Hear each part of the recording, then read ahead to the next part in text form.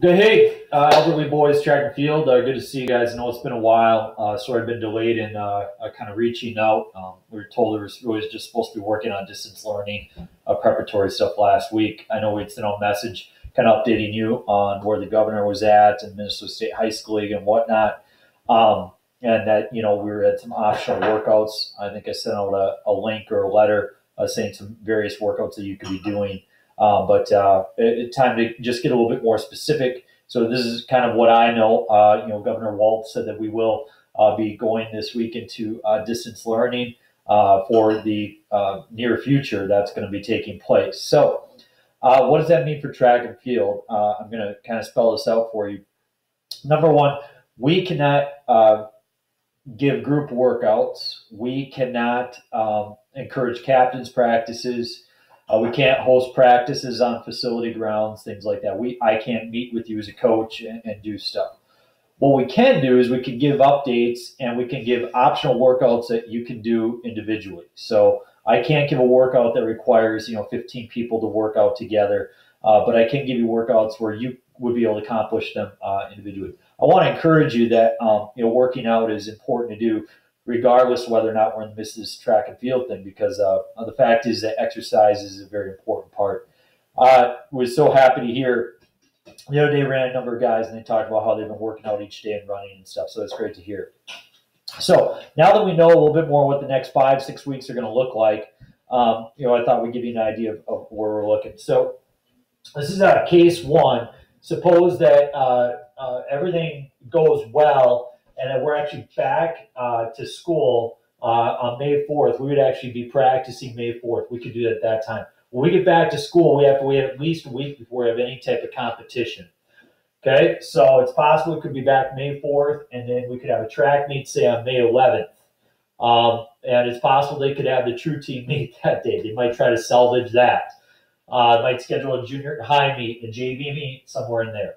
But shortly after that, the following week, so that would be a Monday. The following week, Thursday, they would probably try to run the conference meet. That would be like the 21st or something like that. And then followed by sections the next week in state. So they might say try to get a true team meet and another meet in and then a conference meet and then sections in state. So I don't know. I mean, that's a scenario. That I don't know the likelihood of that. Some people say it's a fair chance. Some people say it's not a good chance. Who knows? Case scenario number two, there's no season because they just can't make it happen, or we don't get back by May 4th. This extends into June or possibly even further. In that case, there's not much there. Case three, I don't know. Maybe there's an unknown that we're really not aware of. But what I can tell you is that if you go to the website, that link should be provided there. There's a Google Doc there that lists optional daily workouts. And I want to be clear, these are optional, okay? And you should always adhere by the governor's guidelines in terms of social distancing and things of that nature. But you should also adhere to trying to get some exercise. Remember that getting something in is better than not getting anything at all. So this past Friday, I got up with my kids. We did a workout together. We ran to the park. I was sore for 2 days. I basically just did our warm-up. And our warm-up it's a lot for me. And so if you can't do the whole workout, I get it. You do what you can. Sometimes people wonder about pacing and distancing and, how far do I run? The general rule of thumb is if I live in the country, a telephone pole to a telephone pole is about 100 meters generally. If you're in town and you're running around city blocks, generally one block you can refer to as about 100 meters. But just try to use some common sense and kind of guessing some of those distances, okay? If you're hurting, if your legs are sore, if your arms are sore, if you're winded, if you got some pain, then you need to back off from some different things.